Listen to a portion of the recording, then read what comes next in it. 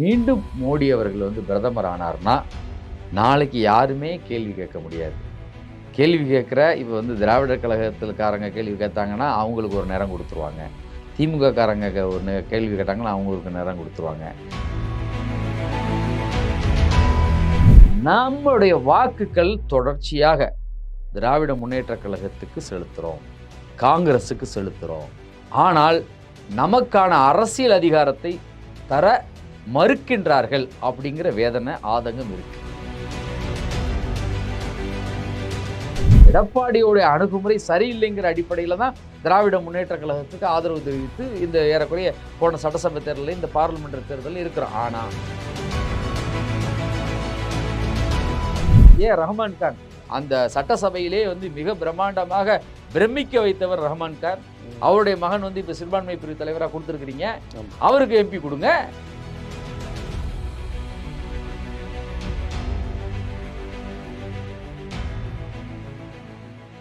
கேள்வி கணைகள் நிகழ்ச்சிக்கு வரவேற்பது மகிழ்ச்சி.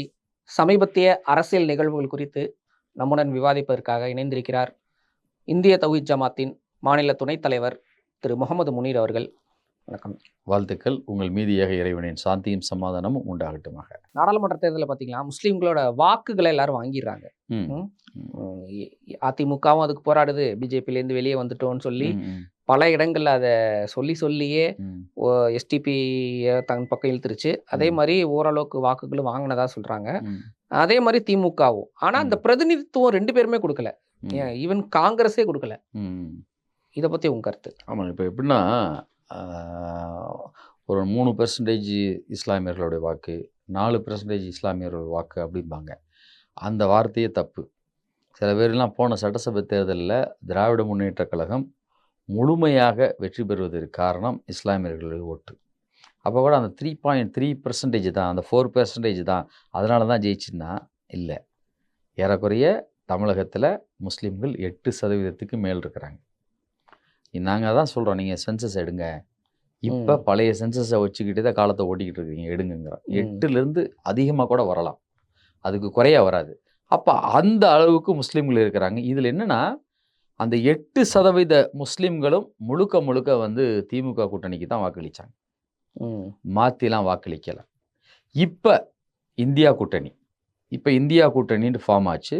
அப்போ இந்திய அளவில் காங்கிரஸ் கட்சி தான் முன்னெடுப்பு எடுத்தது. காங்கிரஸ் கட்சி தான் தலைமையேற்று நடக்குது. அப்படிங்கிற அடிப்படையில் தமிழகத்தில் மு.க. ஸ்டாலின் திராவிட முன்னேற்ற கழகம் ஏறக்கூடிய தலைமையேற்று அந்த இந்தியா கூட்டணியில் இருக்குது. இந்தியா கூட்டணியில் இருக்கக்கூடிய கட்சிகள் எல்லாம் உங்களுக்கு தெரியும், திருமாவளவன் இருக்கிறாரு, கம்யூனிஸ்ட் கட்சிகள் இருக்கிறாங்க, எல்லாமே இருக்கிறாங்க. இப்போ கூட இந்திய தௌஹீத் ஜமாத்துடைய கிளை மாவட்ட நிர்வாகிகள், மாநில நிர்வாகிகள்லாம் என்ன செஞ்சோம்னா ஆலோசனை பண்ணி அதனின் அடிப்படையில் இந்தியா கூட்டணிக்கு தான் நாம் வாக்களிக்கணும் அப்படிங்கிற முடிவெடுத்தோம். அது மட்டுமல்லாமல் தமிழகம் எங்கும் பல பரப்புரைகளை நாங்கள் மேற்கொண்டோம். பல இடங்களில் மக்கள் சந்திப்புகள் நடந்தது. பெரியகுளத்துக்கு உதயநிதி ஸ்டாலின் வர்றப்போ மிகப்பெரிய வரவேற்பை இந்திய தௌஹீத் ஜமாத் கொடுத்தது. அது மட்டும் இல்லாமல் எங்களுடைய தலைமை அலுவலகத்துக்கு தயாநிதி மாறன், பி.கே. சேகர் பாபு, கலாநிதி வீராசாமி போன்ற தலைவர்கள்லாம் வந்தாங்க, திருமாவளவன் வந்தாங்க, கம்யூனிஸ்ட் தலைவர்கள் எல்லோருமே படையெடுத்து கண்டிப்பாக நீங்கள் எங்களுக்கு தான் ஆதரவு கொடுக்கணும் அப்படிங்கிறாங்க. அந்த அடிப்படையில் அது மட்டும் இல்லாமல் இது எப்படின்னா மிக ஒரு இதுக்கப்புறம் தேர்தல் நடக்குமா அப்படிங்கிற ஒரு கேள்விக்குறியோட எழக்கூடிய ஒரு மோசமான சூழல் இருக்கும் அப்படிங்கிற அச்சம் இருக்குது எல்லாத்துக்குமே. ஏன்னா மீண்டும் மோடி அவர்கள் பிரதமர் ஆனார்னா நாளைக்கு யாருமே கேள்வி கேட்க முடியாது. கேள்வி கேட்குற இப்போ திராவிடர் கழகத்துக்காரங்க கேள்வி கேட்டாங்கன்னா அவங்களுக்கு ஒரு நேரம் கொடுத்துருவாங்க. திமுக காரங்க ஒரு கேள்வி கேட்டாங்கன்னா அவங்களுக்கு நேரம் கொடுத்துருவாங்க. முஸ்லீம்கள் கேள்வி கேட்டால் அவங்களுக்கு ஒரு நேரம் கொடுத்துருவாங்க. இது இல்லாமல் ஒரு பொதுவாக மக்கள் கேள்வி கேட்டால் அர்பன் நக்சல் சொல்லி எல்லாரையுமே ஆன்டி நேஷனல்ஸ் மாதிரியும் தேச விரோதிகள் மாதிரியும் ஆக்கிடுவாங்க. அப்போ அப்படி ஒரு நெருக்கடியான சூழலில் தமிழகம், இந்தியா இருக்குது. அப்போ இந்த நேரத்தில் நாம் பல்வேறு விதமான கவலைகள், பல்வேறு விதமான வேதனைகள், பல்வேறு விதமான முகச்சுளிப்புகள் இருந்தாலும் கூட நாம் என்ன செய்வோம், இந்தியா கூட்டணியை ஆதரிப்போங்கிற அடிப்படையில் நாம் ஆதரித்தோம். ஆனால் இதில் பார்த்தீங்கன்னா தமிழ்நாட்டில் உள்ள முஸ்லீம் மக்கள் எல்லாருமே முழு மகிழ்ச்சியோடு இந்தியா கூட்டணிக்கு வாக்களித்தாங்கன்னா இல்லை. அது நோட் த பாயிண்ட். இந்திய தௌஹீத் ஜமாத்தா இருக்கட்டும். ஏன் இல்லைன்னா, நம்முடைய வாக்குகள் தொடர்ச்சியாக திராவிட முன்னேற்றக் கழகத்துக்கு செலுத்துறோம், காங்கிரஸுக்கு செலுத்துறோம். ஆனால் நமக்கான அரசியல் அதிகாரத்தை தர மறுக்கின்றார்கள் அப்படிங்கிற வேதனை, ஆதங்கம் இருக்கு. எப்படின்னா, எங்களுடைய விகிதாச்சாரத்தின் அடிப்படையில முஸ்லிம்களுக்கான சட்டசபை உறுப்பினர்கள் இல்ல. அது நீங்க என்ன நினைக்கலாம்னா, முஸ்லிம்கள்லாம் வந்து திமுகவுக்கு ஓட்டு போட்டாங்க, முஸ்லிம்கள்லாம் காங்கிரஸுக்கு ஓட்டு போட்டாங்க. நானும் காங்கிரஸுக்கும் முஸ்லிம்களுக்கும் ஓட்டு போடுன்னு சொன்னோம், பரப்புரை பண்ணோம், தனி வீடியோலாம் போட்டோம். ஆனால் அதில் ஒரு வேதனை இருக்கின்றது. எங்களுக்கான அதிகாரத்தை நீங்க ஏன் கொடுக்கறதில்ல? அதிகாரத்தை கொடுங்கன்னா நான் எம்பி ஆகணும்னு சொல்லலை. முகமது முனீர் ஆகிய நான் ஒரு சமுதாயத்திற்காக சமூக அரசியல் களத்தில் இருக்கிறேன். எனக்கு கேட்கல. உங்க கட்சியில திமுகவில் இருக்கிறாங்கல்ல, அதில் நீங்கள் என்ன செஞ்சுருக்கணும்? ஒரு எம்பி கொடுத்துருக்கலாம்ல, ஏன் கொடுக்க மாட்டேங்கிறீங்க? காங்கிரஸ் கட்சி இப்போ வந்து புதிதாக காங்கிரஸ் கட்சியுடைய தலைவராக செல்வ பெருந்தகை அவர்கள் தேர்ந்தெடுக்கப்பட்டிருக்கிறாங்க. வாழ்த்துக்கள். நேரடியாக அவங்க வச்ச இஃப்தார் பல 10-15 வருஷத்துக்கு அப்புறம் இப்போ தான் இஃப்தார் வைக்கிறாங்க காங்கிரஸ் கட்சியில். பல முஸ்லீம் தலைவர்கள்லாம் இருந்திருக்கிறாங்க, சிறுபான்மை பிரிவு இருக்குது. ஆனால் யாருமே என்ன செய்யலை, இஃப்தாரே வைக்கலை. செல்வ பெருந்தகை வந்த பின்னாடி அது ஒரு புது முயற்சியாக ஒரு நல்ல முயற்சி எடுத்தாங்க. ஆரிஃப் அவர் தான் வந்து இந்த பாரத் ஜோதா யாத்திரையில் தொடர்ச்சியாக பயணித்த ஆரிஃப் போன்ற தலைவர்கள்லாம் முன்னெடுத்து செல்வ பெருந்தகை அவர்களுடைய வழிகாட்டுதலின் அடிப்படையில் இஃப்தார் நடந்தது. அந்த இஃப்தாரில் அவர் செல்வ பெருந்தகையை வைத்துக்கொண்டு இந்தியா கூட்டணியில் முக்கியமான அங்கம் வகிக்கக்கூடிய திரு செல்வ பெருந்தகை இருந்தார், திரு ஜவாஹிருல்லா அவர்கள் இருந்தாங்க, மாமகவுடைய தலைவர் இருந்தாங்க. வச்சுக்கிட்டே நான் சொன்னேன், நீங்கள் காங்கிரஸ் கட்சியில் எக்ஸிஸ்டிங்காக ஜெயம் ஹாரூன் எம்பியாக இருந்துக்கிட்டே இருந்தார், 10 வருஷமாக இல்லை. இப்போ ஜெயம் ஹாரூனுக்கு நீங்கள் கொடுக்காட்டா கூட நீங்கள் வந்து காங்கிரஸில் ஒரு முஸ்லீம்கள் கொடுக்கலாமே. காங்கிரஸில் முஸ்லீம்களுக்கு இருந்த அந்த எம்பி பிரதிநிதித்துவம் போயிருச்சு இன்னைக்கு. அப்போ அதை வந்து எடுத்துட்டீங்களே. அப்போ வந்து ஏன் அது மட்டும் இல்லை, காங்கிரஸ் கட்சியில் பார்த்தீங்கன்னா உள்கட்சியிலே வந்து நிறைய முஸ்லீம்கள் இருப்பாங்க, தலித்கள் இருப்பாங்க. இன்னைக்கு காங்கிரஸ் கட்சியில் பல பதவிகள் வந்து முஸ்லீம்கள் இல்லை. அதனால் நீங்கள் முஸ்லீம்களுக்கு அதிகாரத்தை கொடுத்தால்தான், ஏன்னா நீங்கள் வந்து முஸ்லீம்கள் மாற்றி யோசனை பண்ணாங்கன்னா, ஏறக்குறைய ஜெயலலிதாவுடைய முதலமைச்சராக இருக்கக்கூடிய காலகட்டங்களில் முஸ்லீம்களையும் அதிகமாக ஜெயலலிதாவுக்கு வாக்களித்தாங்க. நாங்களே ஏறக்குறைய 15 வருடம் ஜெயலலிதாவோட பயணித்தவர்கள். எடப்பாடியோடைய அணுகுமுறை சரியில்லைங்கிற அடிப்படையில் தான் திராவிட முன்னேற்ற கழகத்துக்கு ஆதரவு தெரிவித்து இந்த ஏறக்குறைய போன சட்டசபை தேர்தலில் இந்த பார்லிமெண்ட் தேர்தலில் இருக்கிறோம். ஆனால் நமக்கான அதிகாரத்தை, முஸ்லீம்களுக்கான அதிகாரத்தை கொடுக்காம முஸ்லீம்களுக்கான வாக்கை மட்டும் வாங்கிட்டு இருக்கலான்னு பார்த்தீங்கன்னா, முஸ்லீம்கள் அடுத்து வேற எந்த நிலையை எடுக்கணுங்கிற யோசனை வந்துடுறாங்க. ஏன்னா இன்னைக்கு முஸ்லீம்கள் எல்லாம் எஜுகேட்டடு, ஒவ்வொரு வீட்லேயும் படித்த இளைஞர்கள் இருக்கிறாங்க, படித்த பெண்கள் இருக்கிறாங்க. அதனால் தொடர்ச்சியாக வந்து இந்த நிலை நீடிக்கக்கூடாது என்பதை, ஒரு வருத்தம் இருக்குது என்பதை, ஒரு வேதனை இருக்குது என்பதை நாம் மாண்புமிகு முதலமைச்சராக இருக்கக்கூடிய திரு ஸ்டாலின் அவருக்கும் கோரிக்கை வைக்கிறோம். நம்ம வந்து செல்வ பெருந்தகை அவர்களுக்கும் கோரிக்கை வைக்கிறோம். எப்படின்னா, அந்த விஷயத்தில் பார்த்தீங்கன்னா திருமாவளவன் ரொம்ப பெருந்தன்மையாக நடந்துக்கிட்டார். நாகப்பட்டினத்தில் முஸ்லீம்கள் கொடுத்தார். அவர் கொடுத்த எத்தனை சீட்டு? 6 சீட்டு. அதில் ஒரு சீட்டை முஸ்லீம்களுக்கு கொடுத்தார். அவர் கொடுக்கணுங்கிற அவசியமே இல்லை. ஏன்னா முஸ்லீம்களுக்கான அதிகாரம் வேணும், அந்த உரிமை வேணும், அரசியலில் வந்து முஸ்லீம்கள் இருக்கணும், நான் இஸ்லாமியர்கள் பக்கம் நிற்கிறேன்னு காட்டுவதற்காகத்தான் அவர் கொடுத்தார். அப்போ அந்த மனப்பக்குவம் வந்து காங்கிரஸுக்கு ஏன் வரலை, கம்யூனிஸ்டுகளுக்கு ஏன் வரலை, திமுகவுக்கு ஏன் வரலை? இப்போ மனிதநேய மக்கள் கட்சி தொடர்ச்சியாக அவங்கள்ட்ட பயணித்துக்கிட்டு இருக்கிறாங்கல்ல, 10 வருடமாக பயணிக்கிறாங்கல்ல. அப்போ மனிதநேய மக்கள் கட்சியில் சிறந்த தலைவர்களாக இருக்கிறாங்கல்ல, அவங்களுக்கு எம்எல்ஏ சீட்டு கொடுத்தீங்க, எம்பி சீட்டு ஏன் கொடுக்கல? ஏன் கொடுக்கக்கூடாது? அந்த வேதனை முஸ்லீம்கள்ட்ட இருக்க தானே செய்யுது. நீங்கள் முஸ்லீம் லீக் கொடுத்துட்டீங்கன்னா ஒரு முஸ்லீம் தானே கொடுத்துருக்குறீங்க. இப்போ நீங்கள் பார்ப்போம், இந்த 40 சீட்டில் மத ஜாதி ரீதியாக பார்த்தானா ஒரே சமூகத்தை சேர்ந்த எத்தனை பேர் திருப்பி வர்றாங்க? ஆமாம், இல்லைன்னு சொல்ல முடியுமா? அப்போ எங்களுக்கான அதிகாரத்தை கண்டிப்பாக கொடுக்க வேண்டும். ஏன்னா கொடுக்கலைன்னா அந்த வேதனை இருக்குது. வேதனை வந்து புதிய இளைஞர்கள் வந்துட்டாங்க. இப்போ உதாரணத்துக்கு இஸ்லாமிய தலைவர்களே வந்து இல்லை பரவாயில்ல, நம்ம இப்படி தான் இருக்குன்னு சொன்னால் ஏற்றுக்கிற மாட்டாங்க. நாளை சுழல் மாறும், புதிய தலைவர்கள் வந்து விடுவார்கள். அப்போ நாங்கள் உங்களுக்கு வாக்களிக்கின்றோம், நாங்கள் வந்து முஸ்லீம்களுக்கு தான் வாக்களிக்கிறோம் இல்லை. நம்ம முஸ்லீம்கள் இப்போ உதாரணத்துக்கு இந்தியா கூட்டணியில் அந்த 40 தொகுதியில் பாண்டிச்சேரி வரைக்கும் நம்ம சேர்த்தோம்னா அதில் ஒருத்தர் தான் முஸ்லீமு. 39 இந்துக்களை நாங்கள் தேர்ந்தெடுக்கின்றோம். அவர்களை இந்தியர்களாகத்தான் பார்க்குறோம்.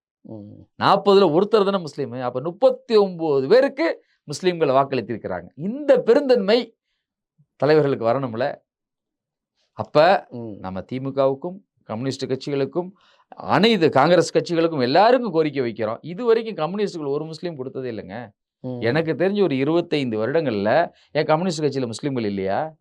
எவ்வளோ முஸ்லீம்கள் இருக்கிறாங்க? ஒரு எம்எல்ஏ இல்லையா?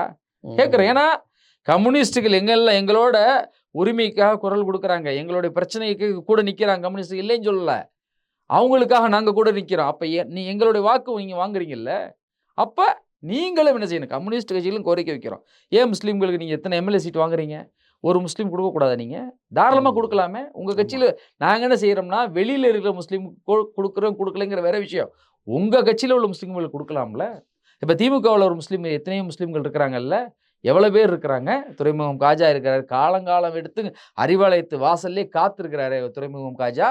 கலைஞர் காலத்திலிருந்து நீங்கள் யார் போனாலும் முத உங்களை கூட்டிகிட்டு போகிற துறைமுகம் காஜா தானே. துறைமுகம் காஜாவை கொடுங்க. ஏன் இறையன்பன் குத்தூஸ் இருக்கிறாரு, அவருடைய அப்பா வந்து காலமெல்லாம் வந்து அறிவாலயத்தில் வாசல்ல இருந்தவர், அவருடைய மாமனார், அவரு கொடுங்க. இதுபோல எண்ணற்ற தலைவர்கள் இருக்கிறாங்கல்ல. ஏன் ரஹ்மான் கான் அந்த சட்டசபையிலே வந்து மிக பிரம்மாண்டமாக பிரமிக்க வைத்தவர் ரஹ்மான் கான். அவருடைய மகன் வந்து இப்போ சிறுபான்மை பிரிவு தலைவராக கொடுத்துருக்கிறீங்க, அவருக்கு எம்பி கொடுங்க. உங்கள் கட்சியில் எத்தனையோ இளைய தலைவர்கள் இருக்கிறாங்களே, ரஹ்மான் கானை விட ஒரு தலைவரா? முன்னாடிலாம் அந்த டயத்தில் பார்த்தீங்கன்னா ரொம்ப சொற்பமான ஆட்கள் தான் தலைவர்கள்லாம் சட்டசபை உறுப்பினராக இருப்பாங்க. பரிதி இளம்பள்ளி இருப்பார், ரஹ்மான் கான் இருப்பார். ரஹ்மான் கான் இன்னைக்கு சட்டசபையில் பேசினார், அந்த மாலை முரசை மாலை மலரை பார்த்தீங்கன்னா வாங்கி பார்த்தா அவருடைய பேச்சு தான் அங்கே இருக்கும். அவருடைய பையன் இருக்கிறாரு, மகன் இருக்கிறாரு, அவர் கொடுங்க. எந்த கட்சியுடைய பொருளாளர் இருக்கக்கூடிய சாதிக் பாஷா இருக்கிறாரு, அவர் கொடுக்கலாமே. இதெல்லாம் உங்களுக்காக உழைத்த, உங்களுக்காக பரப்புரை செய்த நாங்கள் கேட்குறோம்னா எங்களுக்கு உரிமை இருக்குது. எங்களுடைய வாக்குகளை செலுத்தியிருக்கிறோம். உங்களுடைய வேட்பாளர்கள்லாம் ஜெயிக்கணுங்கிறக்காக களத்தில் நின்றுருக்கிறோம். அதனால் கண்டிப்பாக வரும் இடத்துல இது மட்டும் இல்லை, நான் என்ன சொல்கிறேன்னா, சட்டசபை பார்லிமெண்ட் இல்லை, இன்னும் எத்தனையோ பதவிகள் இருக்கே, எத்தனையோ வாரிய பதவிகள் இருக்கே, கொடுக்கலாமே தாராளமாக. அப்போ முஸ்லீம்களுக்கான அதிகாரத்தை நீங்கள் கண்டிப்பாக கொடுக்க வேண்டும். இது நீங்கள் இப்போ கொடுக்கலன்னா அடுத்த தடவை வரக்கூடிய தலைமுறைகள் வந்து மாற்றி யோசிக்க நேரிடும் சொல்கிறீங்க. ஆமாம். ஆனால் இப்போவே வந்து இந்த எலெக்ஷன்லேயே வந்து திருமாவோட சிதம்பரம் தொகுதியில் ஒரு லெப்பக்குடி காடுன்னு அப்படின்னு ஒரு ஊர் இருக்குது. அந்த ஊரில் ஒரு 6000 வாக்குகள் முழுக்க முழுக்க இஸ்லாம வாக்குகள், அதில் 5000 போலா இருக்குன்னு சொல்கிறாங்க. அதில் பாதி 2500 ஓட்டு அதிமுகவுக்கு விழுந்திருக்கு அப்படின்னு ஒரு தகவல் வந்திருக்கு. அப்போ இப்போவே அவங்க வந்து மக்கள் யோசிக்க ஆரம்பிச்சிட்டாங்களா எடப்பாடி? இல்லை, அந்த தகவல் வந்து எப்படின்னா சரியான தகவல் அப்படிங்கிறத வந்து ஊர்ஜிதமான தகவல் நம்ம சொல்ல முடியாது. ஏன்னா லெப்பக்குடி காடை வந்து நம்ம வந்து அதோடைய டோட்டல மக்களுடைய மனநிலை வந்து நமக்கு தெரியும், ஜியாகிரபிகளும் தெரியும் உங்களுக்கு. அதை சுற்றி தலித் மக்கள் அதிகமாக இருக்கிறாங்க, முஸ்லீம்கள் அதிகமாக இருக்கிறாங்க. அங்கு இப்போ இந்தியா கூட்டணியில் ஆதரவாக இருக்கக்கூடிய இஸ்லாமிய அமைப்புகள் இருக்குல்ல, இந்திய தொகுதி ஜமாத்து, தமிழ்நாடு தொகுதி ஜமாத்து, மனிதநேய மக்கள் கட்சி, உங்களுக்கு வந்து அதுக்கப்புறம் பார்த்தீங்கன்னா நம்ம முஸ்லீம் லீக்கு, இன்னும் பல்வேறு சமுதாய அமைப்புகள் இருக்குது பார்த்தீங்களா, எல்லாருமே அங்கே வலுவாக இருக்கிறனால அந்த அளவுக்கு ஓட்டு விடக்கூடிய வாய்ப்பு ரொம்ப கம்மி தான், சொற்பம் தான். ஒரு குறிப்பிட்ட 200 ஓட்டு 300 ஓட்டு வேணால் அதிமுகவுக்கு விழுந்திருக்கும். ஆனால் ஒரு ஜெயலலிதா மாதிரி, நீங்கள் இதில் முக்கியமான நீங்கள் நோட் பண்ணணும், ஜெயலலிதா மாதிரி முஸ்லீம்களுக்காக முழுமையாக களம் காணக்கூடியவராக எடப்பாடி பழனிசாமி மாறினார்னா சேஞ்சஸ் நிறைய நடக்கும். ஏன்னா நான் என்னென்னா, நீங்கள் எங்களுக்கான அதிகாரத்தை கொடுங்க. இப்போ ஜெயலலிதா அம்மையாரோட நாங்கள்லாம் முஸ்லீம்கள் பெரிய அளவில் சேர்ந்தாங்கன்னா அவங்க நமக்கான அதிகாரத்தை கொடுத்தாங்க. இடஒதுக்கீடு தருவதற்கான முதல் படியை கையெழுத்த ஜெயலலிதா அம்மையார் தான் போட்டாங்க. அது மட்டும் இல்லாமல் திரைத்துறையில் முஸ்லீம்களுக்கு எதிரான வன்முறையான கருத்துக்கள், முஸ்லீம்களை தீவிரவாதியாக சித்தரிக்கக்கூடிய கருத்துக்கள்லாம் வந்தோன்னா அது எவ்வளோ பெரிய சூப்பர் ஸ்டாராக இருந்தாலும் சரி, நவரச நாயகனாக இருந்தாலும் சரி, அப்போ அந்த நேரத்தில் அவங்களுடைய உணர்வுகள் என்னவோ அந்த உணர்வுக்கு நீங்கள் மதிப்பளிங்கன்னு சொன்னாங்க. திரு விஜய் அவர்கள் துப்பாக்கி திரைப்படம், அதில் திரு விஜய் அவர்கள்ட்ட என்ன சொன்னாங்க, சட்டசபைக்கே வந்து எஸ்.ஏ. சந்திரசேகரும் விஜயும் போகிறாங்க. போனோன்னே விஜய்கிட்ட சொல்கிறாங்க, முதலமைச்சர் சந்திக்கலை, நீங்கள் அவங்கள போய் பாருங்கன்னு சொல்லிட்டாங்க. நம்ம இஸ்லாமிய அமைப்புகளை பார்த்த பின்னாடி தான் இந்த பிரச்சனையை தீர்வு கண்டுட்டாங்க. அதே மாதிரி கமலஹாசன் வந்து நேராக முதலமைச்சர்கிட்ட போகிறாரு, நீங்கள் அவங்கள பாருங்கன்னு சொன்னாங்க. காரணம் என்னென்னா, அவங்களுடைய உணர்வு, அவங்க பாதிக்கப்பட்டிருக்கிறாங்க. நீ சினிமா எடுக்கிறீங்க, நடிக்கிறீங்க, நீங்கள் சம்பாதிக்க போகிறீங்க, அவ்வளோதான். ஆனால் நாங்கள் காயப்படுறோம்ல, அப்போ பேச சொன்னாங்க. அப்போ இப்படி பல வாய்ப்புகளை அவங்க கொடுத்தாங்க. முஸ்லீம்களோட நின்றனால தான் ஒரு தேர்தலில் ஃபஸ்ட்டு மோடியா லேடியாங்கிற தேர்தலில் பார்த்தீங்கன்னா, அப்போ எந்த இஸ்லாமிய அமைப்பும் முதலமைச்சர் ஜெயலலிதாவோட இல்லை, இந்திய தௌஹீத் ஜமாத் தவிர்த்த. இந்திய தௌஹீத் ஜமாத் மட்டும்தான் நாங்கள் அதிமுகவோட இருந்தோம். வேறு எந்த இஸ்லாமிய அமைப்பு இல்லை, எல்லாருமே திமுக கூட்டணியில் இருந்தாங்க. எப்படி எல்லா தொகுதியிலும் வெற்றியை அடைய முடிஞ்சது அவங்கனால? அப்போ எந்த அளவுக்குன்னா நம்பிக்கையை ஏற்படுத்தினாங்க. அப்போ நீங்கள் வந்து அதற்கான எங்களுக்கான அதிகாரத்தை கொடுக்கவில்லை என்றால், நாங்களே சரி பரவாயில்ல, இதுதான் சரியாக, திமுக கூட்டணி தான், காங்கிரஸ் கூட்டணி தான் சரியாக இருக்குன்னு நினைத்தால் கூட அடுத்த தலைமுறை மாற்றி யோசிக்க ஆரம்பிச்சிருக்கு. அதனால் எங்களுக்கான அதிகாரம் உங்கள் கட்சியில் இருக்கக்கூடிய முஸ்லீம்களுக்கும் சரி, கூட்டணியில் இருக்கக்கூடிய முஸ்லீம்களுக்கும் சரி கொடுக்கப்பட வேண்டும் என்பது தான் எங்களுடைய, என்ன சொல்கிறதுனா, தாழ்மையான கோரிக்கை அப்படிலாம் இல்லை, எங்களுடைய உரிமை, எங்கள் மக்களுடைய உரிமை.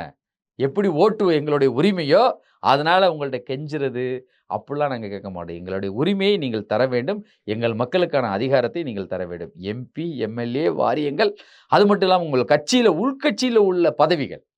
இதை நான் சொல்கிறது சும்மா வெளியே நின்றுக்கிட்டு உங்களுக்கு எதிரான நிலையில் நின்றுட்டு பேசினவங்க இல்லை.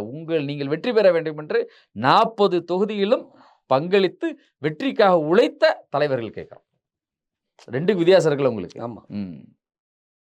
என்ன அளவுக்கு விரக்தி நிலைமைனா, என்னடா தமிழ்நாட்டில் ஆட்சி நடக்குது, தமிழ்நாட்டில் ஓரளவுக்கு மக்களுக்கான ஆட்சியாக இருக்கின்றது, மக்களுக்கு தேவைகளை தர்றாங்க, ஆனால் மக்களுடைய உரிமைகளை வந்து வட இந்தியாவிலேருந்து கிடைக்க மாட்டேங்குதே, பிரதமர் தரமாட்டேங்கிறாங்கிற ஒரு விரக்தி இருக்குது.